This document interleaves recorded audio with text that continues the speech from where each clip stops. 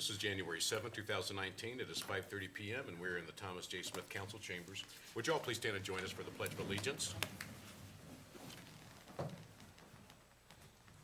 I pledge allegiance to the flag of the United States of America and to the republic for which it stands, one nation, under God, indivisible, with liberty and justice for all.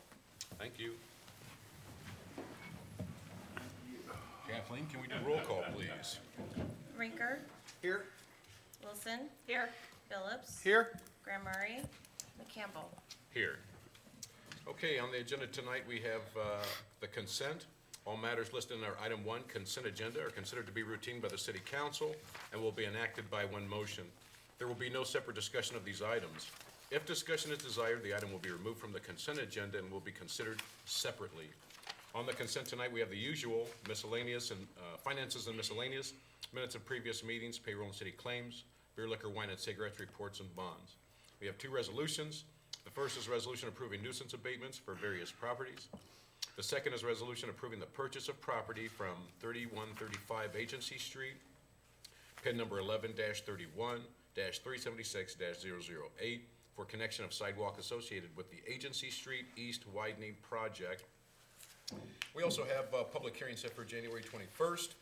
The first is consideration of an ordinance, amending ordinance number 3233-23, amending section F, applicability of the plan, and section L, application requirements of the urban revitalization plan for the city of Burlington, Iowa. And then the second is consideration of the city of Burlington Brownfield area-wide plan. And we have some appointments, Mayor Pro Tem. Yes, we have several appointments. The first is the City Planning Commission, Patricia Yeager. Next is the Construction Board of Appeals, Robert Boyle, Bruce Maupin, Cynthia Larson, and Tim Brown. The next one is the Historical Preservation Commission, Mark Fisher. Then we have Human Rights Commission, J.R. Ritters. For the Renewable Energy Committee, we have Jerry Rigdon, Brad Spencer, Richard Hoisington, and Carrie Hoffman. The next is Southeast Iowa Regional Planning Commission Board, John Billups. Thanks, John. Next we have the Tree Advisory Board, Dale Schmeiser. And the last one is the Waterworks Board of Trustees with Robert Masden. Thank you all so much for serving on those boards and committees. Right on to that. Is there anybody from the audience that would like to have any of these items removed from the consent agenda? I see none. Council? Can I get a motion? What were you gonna say on? Yeah. Okay. Yeah. Okay, I move to approve all items listed under item 1 consent agenda. Second. Moved in second. Kathleen? Rinker, Aye. Wilson, Aye. Phillips, Aye. McCampbell. Aye. Okay, resolution.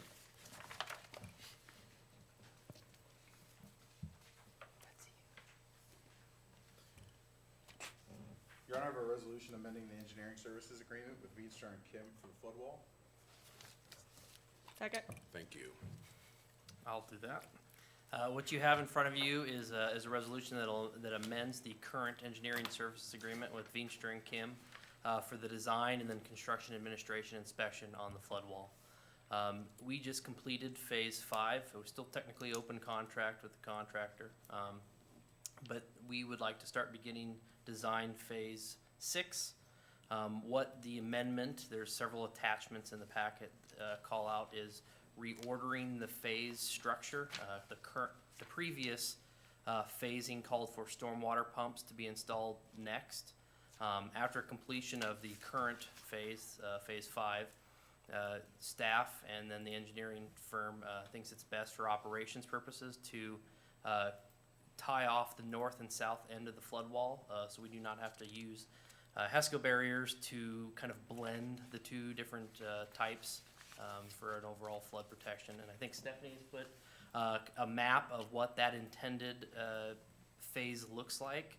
So on the north side, from the edge of the permanent flood wall to the west into the on-ramp for Highway 34, and it would involve a double gated for the railroad crossing, and then on the south end to also go across the tracks and then have a single rail spur crossing, a gate structure there. So the overall design services fees that are outlined in the contract are actually reduced from the original dollar figure for Phase 6. That's because it's a different type of project. The stormwater pumps was estimated at about $5.4 million, where this is about 4.2. And you'll see that $4.2 million coming at you in the CIP, and that'll actually get presented next Monday night when kind of a prelude conversation as Jim gets into the CIP budget. As Jim and I have talked through this is going to be financed through tax increment financing, or TIF, and in hopes that the sales tax increment eventually catches up at some point, and then also the sales tax increment can then pay back the tax increment financing note on that. From an operational standpoint, I can tell you my staff and I, every time it hits 16.5, we're having to go into the motion of setting up HESCO barriers, and that becomes quite costly over time. And we think it's best that we do these north and south tie-offs now. So I can answer any further questions. I know that was maybe meandering in my explanation. What does it cost for you to mobilize and put those up? And I know it's a That's difficult really question. tough to answer, but if I were to try and give you a dollar figure, those HESCO barriers cost $350 a piece. In the last time that we set them up, we also had another issue with the Hawkeye hole that has been an ongoing mess since the river level's been up since August. We spent probably about $35,000 on materials and staff time, and a lot of the time is done during regular operation hours, so you have kind of an opportunity loss there. So I don't know how do you quantify, what they could be working on versus flood protection. So Nick, after the tie-offs would be completed, where would you use, you would still have a need for HESCO barriers? And where would you use them? you would still need some running down Market Street Okay. on the south side of the south tie-off, just past that railroad crossing. You'd need, should you have a flood level of, if we were to do the tie-offs with the crossings, you would be protected to 21.6-ish. Okay. Didn't we just buy a bunch of HESCOs? We sure did, but we used a lot of them. Okay. A lot of them are used, so we Gotta throw we away always need to have a current stock of ones that Right. will protect us to what, the highest flood level that we have. And so we're pushing the pumps back and moving the wing wells forward. Correct. Is what we're doing. And construction year for this would be 2020? It would be construction year 21. We'll need the next 8 months to a year to do design and then permitting. 6 or 12 months. to Yeah, build. we need agreement by the railroad to sign off on the crossings, so there's quite a bit of design in here, but there's a force main that we have to kind of seal around as well, so. Hey, and I don't have my laptop, but there was a building and that estimate for like $350,000 or something. Am I- Yeah, in the original documentation, there's a building construction for the storage of the flood wall equipment. Yeah. Currently, we store the panels that go up on top of the wall and in the open sections out at the armory, which has got a life cycle on that. The airport would like it to be demoed. I thought we were buying trailers. We have those trailers. They're currently on there. We have actually 2 empty trailers. We were able to get by with not having them. But when we do these tie-offs, we will have to have more. There'll be panel sections. But they're currently stored out at the armory. As we add more trailers, we only have limited space out there. But it was always in the plan to build a new structure. That was part of the original. I don't remember, material. I don't remember that. The 300,000 for a Yeah, I structure. don't remember those kind of dollars for a structure. That I can, from what I know, that structure has been in there since kind of the inception of the drawn-out plan. It has, it was in there. No, I remember a structure. I The just don't dollar figure remember- associated. Right. Has there been any discussion about an alternative site, maybe not down on the riverfront area, or I mean, alternative site to store those panels? I think I could probably find you a spot. I can think of a We've spot right we've now. only looked at city-owned structures just because of the issue that you get in with leasing space. When we were looking for storage, there's the the building on the riverfront. I don't know that it has a name, Yeah. but it's just immediately south of the south parking lot. It's the Rutherford Potato Building. That one is? I thought the Rutherford building was the further one south. Yeah, it Isn't is. that what's left of the old, one of the old buildings? Anyways. go ahead. Anyway, that was the other location that we had But talked about do they have to storing. be inside or they can be outside? It's best to be inside because of the rubber seals Okay. and the wear on from sun. Theoretically, you could tarp them, and that should be able to help from the sun wear on them. Does that need to be in a temperature regulated? No, it's not temperature that causes the damage to the Okay. seal, So it's it's the UV. sun wear. Okay. So similar to the top of the roof of your car, it just kinda, it beats on the rubber and it makes it fragile. So, Right on the 4.2 million, it is, how much of that, if any of it, is coming from the grants, the football grants? Any of it? None of that. None of the mitigation, No. so that's all on. But the sales tax increment money can be used to pay back the TIF loan. Right. We're good, council? Mm-hmm. Questions from the audience? Anybody but Leon Shahan. Too late. Leon Shahan, 1821 Mount Pleasant Street. I don't really hardly know where to begin. It just seems like we're pouring good money after bad on the riverfront. I guess what I'd like to do is look from the standpoint of the economic value of what we're doing. I lived in Hannibal, Missouri for 5 years. If any town on the Mississippi is famous for the Mississippi River, it's Hannibal. All that fame, as far as monetary value to the citizens of Hannibal, very few people made any real money. My wife was in the tourism business there. The salary she got wasn't anything to write home about. Certainly wouldn't, by today's standards, be considered a livable wage. You're talking minimum wage jobs with this riverfront development. That's one problem. The second is you're trying to tame a monster. And before you tame a monster, you should understand how big it is. I've told you before, that river out here hasn't always been here. Not as the Mississippi. Mississippi's altered course many times. The Illinois River at Peoria, that's an old channel of the Mississippi. The lower Wapsipinicon with the Cedar and lower Iowa River, that's another channel. The Mississippi at one time, if you subscribed to Dr. Levert's work, flowed into the Skunk River west of Mount Pleasant. There's another channel from the middle of Jackson County through the middle of Scott County near DeWitt. If you think your 10-foot wall is going to contain this monster, I want what you're smoking for my back pain. It just isn't going to work. Whatever you're doing will fail in 10 years, any number of ways.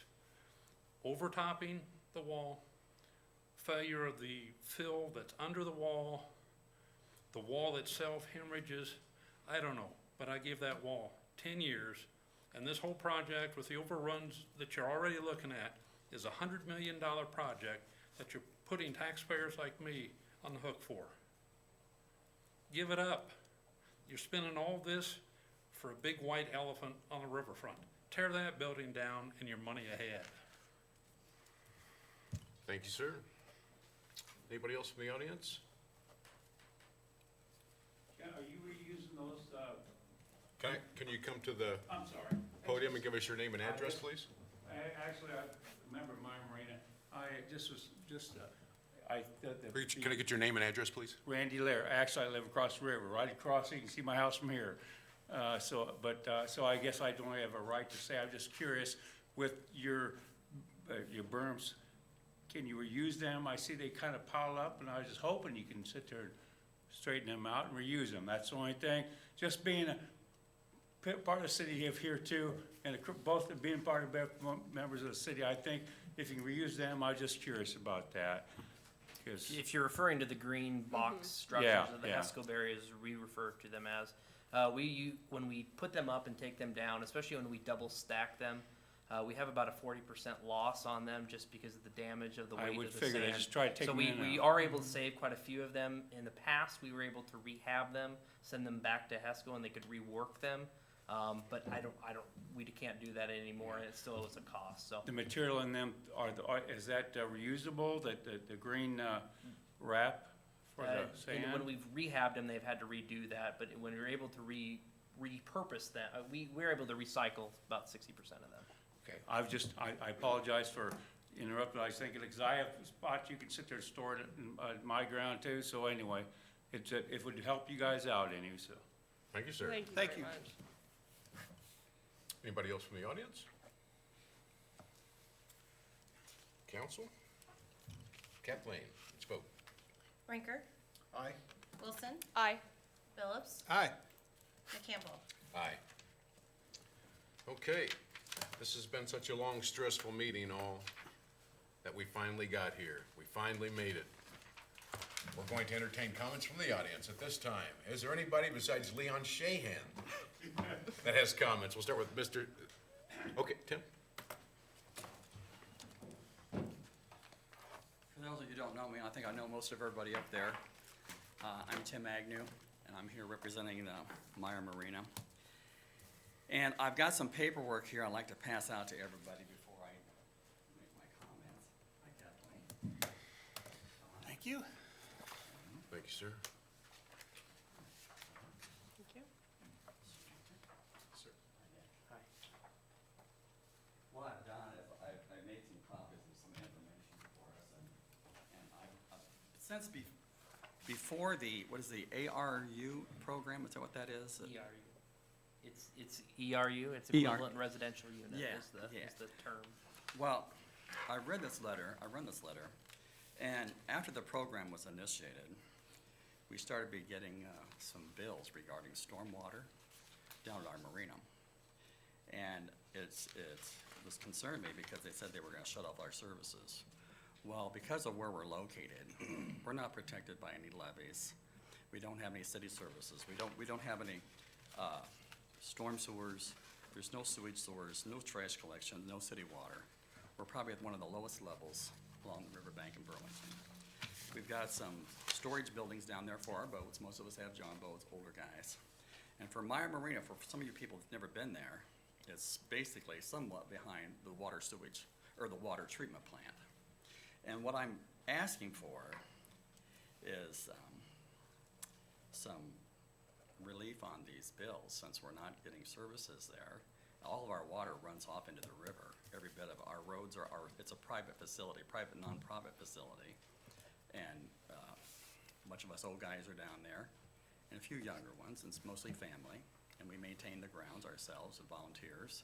It's a non-profit organization, and we continued on with it after Carl Meyer died.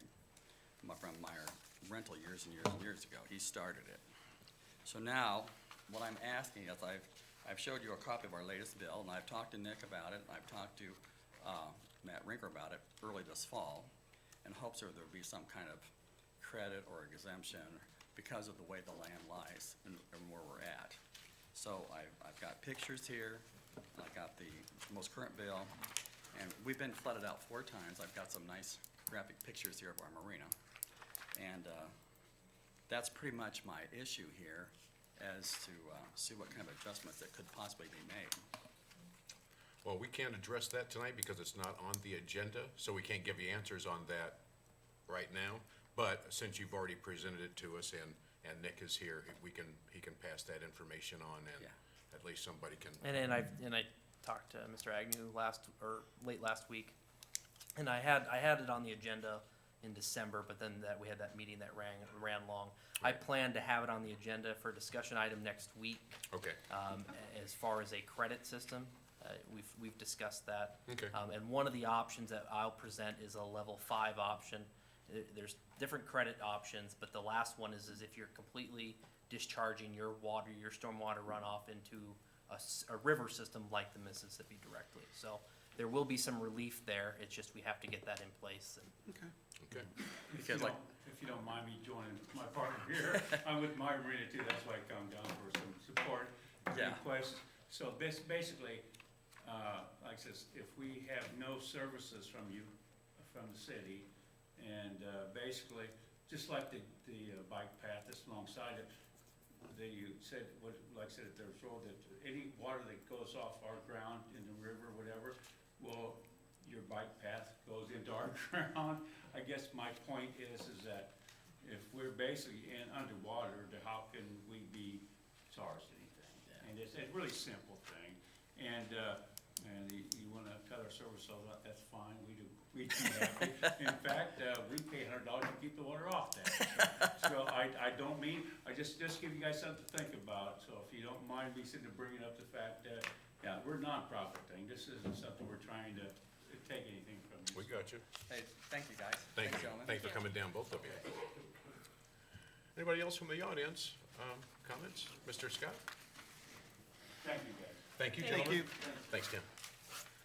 Past Mayor, past Councilman, Tim Scott. Tim Scott, 2017 South 15th. I've got some handouts too. Okay.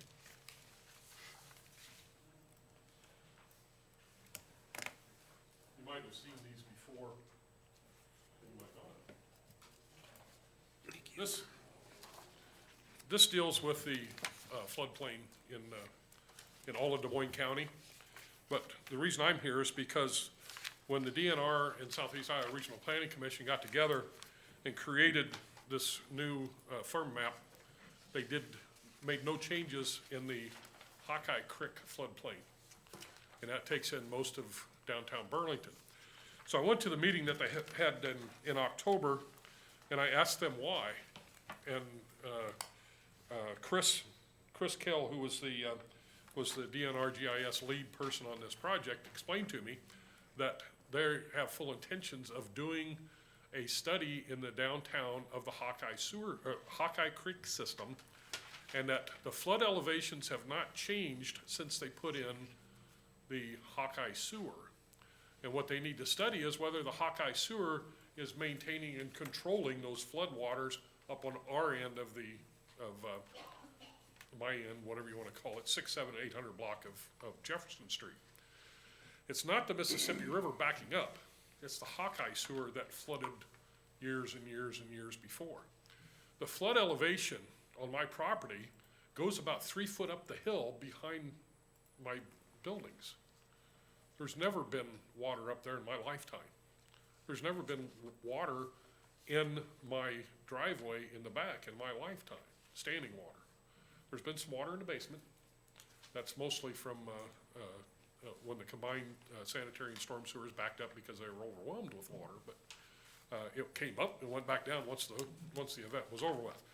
It wasn't standing water. So the only really serious event that I can recall is when the entrance to the Hawkeye sewer become blocked and all of the water ran over the top of it and went running down the railroad tracks and then down Jefferson Street and flooded out a lot of businesses.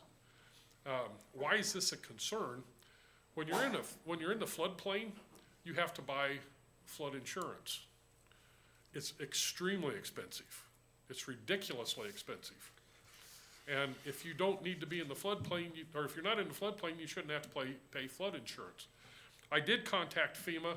I had an engineer do our elevations. I'm 6/10 of an inch into the floodplain. I have to pay full price for flood insurance. For 6 Based on the elevations from the 1910s, 1920s, something like that. So it's disheartening. What's even more disheartening is there's a $500,000 grant available for upper story redevelopment. And if you're in a floodplain, you're not eligible automatically for that grant. You can't get a portion of it. And I'm also pretty certain that the grant that's available right now for facade improvements, if you're in the floodplain, is not available if you're in the floodplain. The other one was, if you're in the floodplain, you could, they still allowed it, but I think they caught up to that grant and said that that's no longer available. That's a double whammy, and that's the 300, 400, and 500 block is not in the floodplain, majority of it on Jefferson Street. But the 600, 700, and 800 block is. It's just, it's kind of hard to fathom until you start looking at things. Get on GIS and look at the floodplain map. There's a layer there for a floodplain map. And then the preliminary floodplain insurance rate map is identical, and it's an overlay. So you can see that they done nothing. Here's my recommendation for the council and the staff to look at. One of the things that Chris Kell had said was they had some money set aside for doing this study. He said if the city was to get involved financially, it could probably happen much quicker. Now, I've had a lot of interest from developers on my buildings. I haven't advertised them for sale. I haven't let anybody know that they're for sale, but they've been coming to me and saying, hey, there's this grant available. I want to do these projects. I said, that's great, but you can't get any of that grant money because it's in the floodplain, but I'm working on it. If you could have a discussion, put it down for a discussion item or something, one of these upcoming work sessions, and talk about that, and get a hold of Chris Kell, and his name is on the back of that page, it's the bottom one on the right-hand side, and talk with him about it. And I think you'll find out how affordable that is, and the kind of value changes that you'll see, just by looking at the project that's already been done. Tom Wolf's building at 801 Jefferson Street, and then the one that Dan, Mark and I did at 713 Jefferson Street, the old Expert Tire building. The changes in the value alone will probably come close to paying for that over a 10-year period, paying for what it would cost to have this reevaluation done. There's other buildings that are becoming available that are very interesting and be great for upper story redevelopment and for first floor commercial. And downtown's hot right now, and if we sit on our hands and do nothing, we're gonna miss an opportunity to really see a complete outgrowth of the downtown. Councils before you, this council, councils before you, councils before me have worked feverishly on making the downtown a success again, and it's happening. I'm so thrilled with what I'm seeing in the downtown. So, I know you can't discuss this. Zach James was my contact out there. He's the one that contacted me a couple of times also about people interested in doing some development. But if I could shift gears for just a minute, a friend of mine and a friend of the city passed away earlier this week, Mayor Wayne Holmberg. He was mayor from 1972 to 1976 and from 84 to 88. And he was my hero. In 1980, I stood at this podium in this exact place, and I addressed the council. I had collected over 4,000 signatures to try to reverse the council's decision to lay off a firefighter and a police officer. And I worked very hard at it, and Wayne Holberg was the only one to come down to me when I was back in the office, back in the audience, and shook my hand and says, "You ought to run for council someday." And he was my motivation. He's a great guy otherwise too. He was one of the easiest going guys you'd ever want to meet. So Agreed. I just wanted to pass that along to you. Thank you. Appreciate that. Thank you, sir. Superintendent.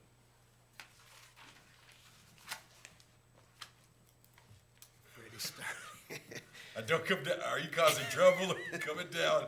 Are you coming down with? All right. Shalom. Freddie Starling, 517 South 7th Street, Burlington, Iowa. And every year about this time, I come and address the city council to bring their pocketbooks and bring their dead presidents, Nathan and Clarence. But this is about the Dr. King celebration. Will be January the 21st, which is on a Monday night at 5 p.m. And this is our 31st annual Reverend Dr. Martin Luther King Jr. celebration. Here, we also celebrate at our church over Macomb, and that's about the same, about 30-some years there, on the same day, but it's earlier. So we'd encourage you to come over and visit us over there. They do the march from the courthouse to the church, and then they have the celebration at 11 o'clock. This is 30-some years that you've been doing it in Burlington? 31. This will be 31. Yes. By the grace of God and by the support and the help of the community. So we are all, my key word is unity and together, 484 times in the Holy Bible, as I can understand it. Together. So this is, I don't know what the theme is going to be. Our speaker this year, and we're so happy to have him, and will be Dr. Michael Ash, president of Southeastern Iowa Community College, will be speaking for us. There will be singing, and there will be food, covered dishes, and some public speaking, and some gospel singing. And Is your wife going to be cooking anything? yes, she's picking something special for the city council. Yeah, remember? Is it at And the, also our chief. Yes, something for our chief. She's making And something our special for daughter. Chief too? Yes. Well, I better be quiet. But anyway, I have a letter. We have sponsors, co-sponsors. And Tyson has been one of our big co-sponsors. And if you don't mind, Please. the letter with you, Mayor, we ask you to come and give your input, give your support. And I know anything else. I pray that everyone have a blessed new year, even though we had some deaths last December and January. My good friend, Reverend Albert Sparks, I eulogize him. So we're grateful and thankful, and thank you very much. Thank you. Thank you. Kiss your wife for me. The better part of you. Who's ER? Come on down. You come with good intentions, or are you causing trouble tonight? I'm causing trouble All tonight. right. Eric Renteria, 521 North 5th Street in Burlington. It was a year ago, about this week, that I came to City Council and had a discussion with all of you about parking in downtown Burlington. And at that time, I was told that there was a program in place, that parking would be improved, and if it wasn't better in 6 months, that this council would revisit the issue and take steps to fix the problem. So it's a little bit frustrating. $500,000 for parking out at the Dome. It's $4.5 million for to shut off floodwaters. Millions of dollars, $17 million that goes into the waterfront. And I can tell you that none of those things increase the flow of revenue through the downtown businesses. The one thing that would substantially improve cash flow and prosperity for businesses downtown is parking. And this is a drum that's been beat by people before me. It's as promised to this council. I was asked to let the parking thing work its way out, and that I would see a solution was being delivered.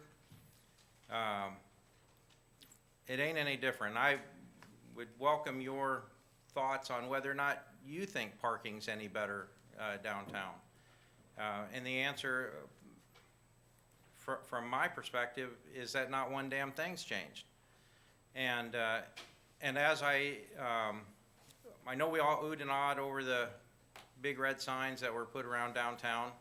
And as I tried to explain about those signs when they went up, is that you have to have a master's degree in parking sign reading to know whether or not you can park in any of the lots downtown. And it should be real simple. You can either park here or you cannot. Because even today, on a night like Living Windows, where the downtown is full of people and it's just packed, those parking lots are empty because people cannot figure out whether or not they can park in those lots. So some of them they cannot, some of them they can, some of them they can some of the time. And they don't park in those lots. The lot on 6th Street that was, the money was spent to redo it is empty. Right now it's empty.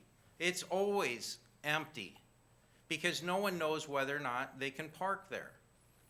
So part of the problem, and I had a discussion the other day with Jason Hutchinson about this, I said, you know, part of the problem is that we have no plan.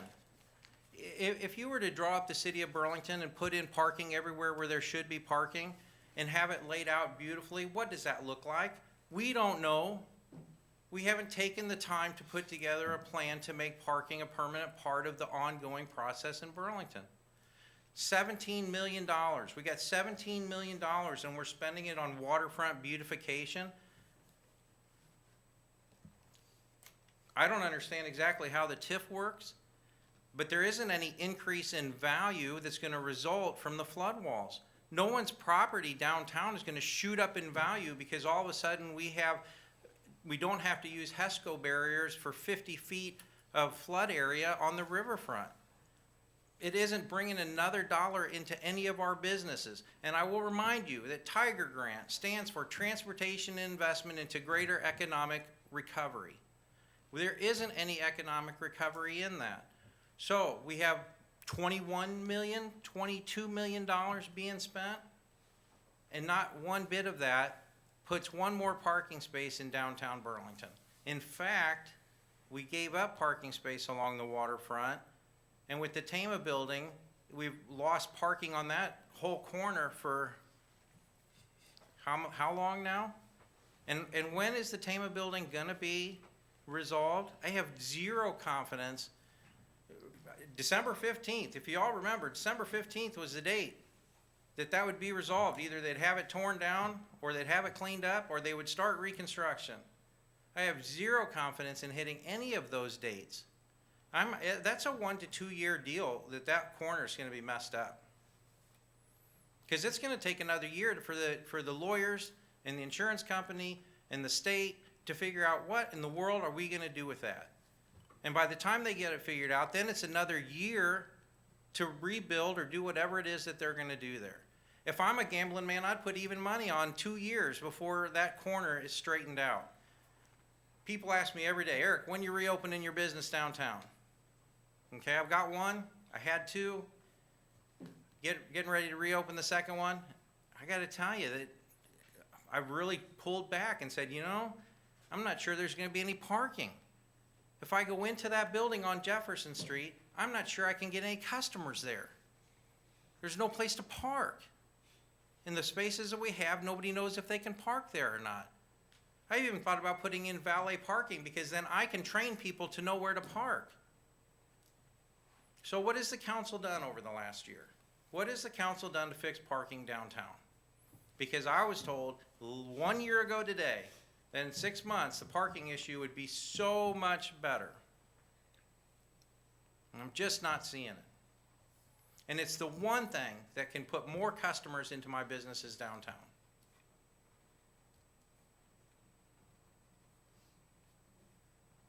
We can't make any comment on it. It's not on the agenda. Well, it's Sorry, my so understanding that you can't make decisions. I'm not sure about the comment thing, but that's what I your was told, rules. Eric, so. This was put on the agenda a year ago. It's not on the agenda tonight. I understand But that. you've made your point. We definitely hear you, my friend. Everybody heard that. And that's something that we can get on the agenda and look at again. I mean, it's not like we're trying to hide that we have a parking problem. We've got a parking issue. And when we talked about this, look, this is gonna turn into something. Dude, we appreciate what you gotta say. We hear you. I'm gonna leave it at that. All right, if you can spend $4.5 million so you don't have to buy HESCO barriers, $4.5 million. I can put in 2 parking ramps for $4.5 million. You know good and well now that. All right, my friend. Who's next? Leon. Yes, sir. Leon Shahan, 1821 Mount Pleasant Street. I guess this time of year, it's going on behind closed doors right now, but you're talking budget. And every year I talk about the same thing, economic development. Over the 25 years that I've been complaining about it, you have spent or committed to spend $250 million. That's with a B, $250 million on economic development. To date, we haven't created one living wage job. Leave economic development to people who are investment bankers. None of you are investment bankers. None of you have the training, none of you have the experience. if a project is not economically viable, that it hasn't already been done, then your help isn't gonna make it happen. And that's what's happening here. You know, over the time that we've spent all this money, Burlington's population, in just my memory, has decreased by a quarter. That's 25%. Yet we've increased the footprint of the size of the city of Burlington, so that means we have to provide more services over a larger area, spread amongst fewer people. It's not working. Again, leave the investment projects to the investment bankers. You're not. You're here to provide police, fire, streets, water, sewer. Leave the work of the bankers to the bankers. Leon Shahan. Anybody else from the audience? I see none. You guys have been fantastic tonight. I really, really mean that. Everybody except for Mr. Renneria. Just kidding. Stephanie, close? Okay, Kathleen, anything? Counselor? Just, I think it should be noted, we lost one of our finest this last couple weeks, Sergeant Bill Van Vertlo. I always screw up his name, and he's probably smiling that I did. Anyway, Vinny, just emphasis on the word, one of Burlington's finest. Great guy, and he's gonna sorely be missed.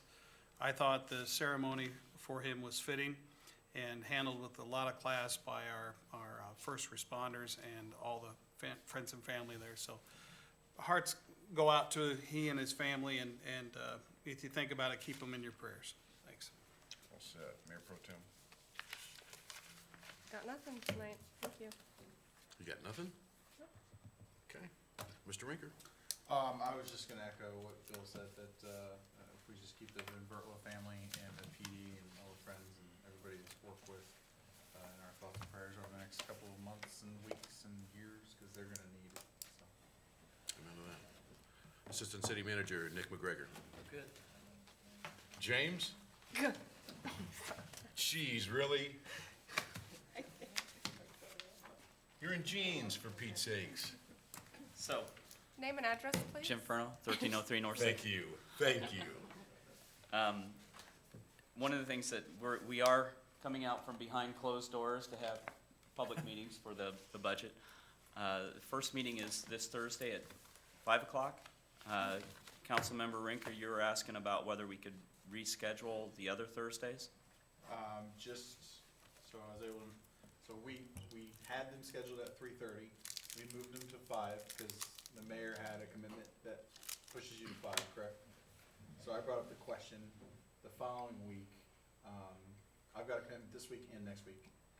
So I'm trying to figure out, can we switch next week's meeting to either a different day or later in the, it would have to be a later time. I couldn't do a later time, but. So you think just because they're catering to my schedule, that we have to cater to yours? Hey, I might as well ask. The knife! Man, I'm open, man. I know things come I up. already said Wednesdays doesn't work for us, but Yeah, Wednesdays definitely don't work. Tuesday is, Tuesday's fine. If we go. Actually, you know, I wanna mean, go- it's after a meeting, but If we go earlier, like, fire department, I think you're presenting? Oh, you're on Monday. if you wanna So do I'm some not sure Tuesday who's on. action, could you do that? Tuesday's fine with me. you guys What want to about do you? I earlier have, Tuesday? on the 15th, I have a meeting I'm not sure. at 4, so, You have a meeting when? at 4. So The what do you- solid waste, What are you looking to? It's done by 5 if it's, right, yeah, it depends on what time we decide on. Are we doing it 5? can't go before that, he's busy before then. Okay, then that works for me. Why do we have to put my business on display? You know, I Because think you're you the brought that mayor. up, Rinker, just so you could put my business on display. Well, I'm- so I'm- he I'm said good. we were changing it, but the problem was, and I told him, so on the 17th and the 24th, I have 2 commitments that I cannot move, that I have to be at. So you're good though this week? This week I'm okay, fine, so. and the weeks after the 24th, I'm fine. It's just, when we set it at 3:30, I made commitments after the fact, and it's So, not something that I can move. so what are you looking at, the 15th and the 22nd then? Yeah, And then the, those 2 Tuesdays. I don't know who was supposed to Not be doing that those second week. Thursday evenings, if they can Not the switch. 22nd. I'll be Library. out of town. What departments I'll be that gone. was. Library and Dawn were the, Is that okay? I'll be in Wisconsin. Okay, okay, but we're rolling this Thursday. Next week, we'll be picking up on Tuesday. The 17th and the 24th, we're moving. Right on. Okay, got it. On, Time on Tuesday? Still 5 o'clock or 5:30? Preference? earlier the better. He has to 5:30 is great. hustle to get here by 5, I think. 5:30 is great. Okay, We'll go with that. okay. Except the 22nd and 23rd, I will be out of state. That, for the week or that day? The 22nd and 23rd, both those Okay. days. Oh, the 22nd was the other. Yeah, it was the other day we moved. Okay, Anybody notice here that I'm the only one that's not having a problem? okay, so look, we're on for this Thursday, that's one. You have no We're taking social Tuesday schedule? the 15th. I have no social And who's out on the 17th? That's you, Mr. Rinker? You're out on the 17th I and have the no 24th. life. 17th, yeah. And Anna, you're out on the 22nd. And 23rd. I'll be in a, It's your preference where you want to schedule. What about You can only do Monday? so much. What about a Monday after a short meeting and just roll right into it? Hey, what about Your work sessions, Close. this next work session is gonna be pretty long, and I think the work session after that already has, like airport, Okay, okay. and the chamber will be Yeah. making a presentation. And Friday I think AMF's made a presentation too. So. How many we need total? The 5? We just got, we had 4, do we have 4 Thursday scheduled? no, Steph? 3. And then 3, just 3? Oh, no, I you're thought it right. was 4. You're right, 4. was observed, budget discussions. So, I mean, Yeah, all the meetings will be recorded and Well, be it on the means- website And too, you want to have so. this wrapped up by the 31st. well, and the sooner you get it wrapped up, if you have any further discussions that you want to have for alterations, it gives you some flexibility. You can only go till February 10 or so. Is that about right? The 8th, February 8th. Okay, and is anybody open for what about the 18th? I know it's a Friday. I could That's do fine. the I'm 18th. fine with Fridays. Yeah. They don't bother me. Okay, so that covers our 22nd date. I see Nick making faces over there, but Which Friday? What Friday? are we Friday talking? the 18th. So we're talking the Well, Does anyone go to the Y fundraiser? That is that night, isn't it? What about the 25th? 25th is the chamber this is annual. fun. We only need one Friday. That's as long as Can nobody's we do going it to. earlier? I can do either one. The bees is this week. I can do either one. Okay, so then we're good. We're taking this I Thursday. Actually, I might can't- not be I'm- right I on can't the do the 18th. Yes, finally, I have a problem. I do He's have, got an I'm gonna be out of town that weekend. Sorry. Social butterfly. Yeah, I only have one, we can't do Wednesdays? You can move one of the meetings, that 22nd, you're not here, Annie? Yeah. Oh, then you're still You could gone do that the Wednesdays. following Tuesday. That would work. 29th. And Matt, you're available on the 31st, that Thursday? 31st, yes. So you and can get, Tuesday the you'll just get 29th. flipped with three Okay, meetings in 1 week. okay. Are we doing the 29th That's good. at 3:30 or 5? 5. 5. Okay. Sorry about that last minute wrench. So nothing on the Okay, 22nd. so we're good then. We're gonna need to So we're start good, kids? Saturdays on Whoever's Monday. on. Can we go over Can it you again? send out, The can you 24th send out email to everybody, give them the confirmation on Switched that? and- That's this I'll Thursday? update this calendar. Well, we'll talk about it tomorrow morning, I Yeah, suppose, and and I can staff to send make this sure out. that we're Okay. straight on Right now you who's have the presenting when. 15th, Good, good. Correct? 15th, And the 29th, right. Basically, it's Thanks, just, Mr. Rick. We're all good until the both mayor. at 5. You know what? I don't appreciate your attitude this year. Okay, I didn't have anything else, so. I think That you've was caused enough. enough trouble, James. You've been enough tonight. Okay, the only thing I just want to say, Happy New Year to everybody.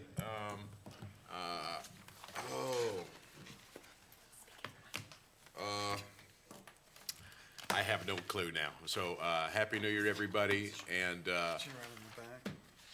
Happy New Year to Mr. Scott. Superintendent, it's always a pleasure. ER was a pleasure tonight. No comment. And it's always a pleasure. Happy New Year to you, my friend. We got ready to roll? Yep. Let's get out of here. Can I get a motion? Motion closed? Second. Oh. James? Council, Oh. radio. Oh, that's right, I got it on my schedule, so who can do radio Wednesday? I think I can do it if You nobody else. think you can? Yeah, just give me 1 second. Okay. As you learn, it gets complicated. Let me get a motion. Wait, do we have a meeting on Wednesday? Wait. Or do I have a? No, I'm good on Wednesday if you need it. Thank you. Can I get a motion? We just need to vote. Rinker, Aye. Wilson, Aye. Phillips, Aye. McCampbell. Aye. So who else can do Wednesday? John Lincoln. Unless I'm meeting on. Can you do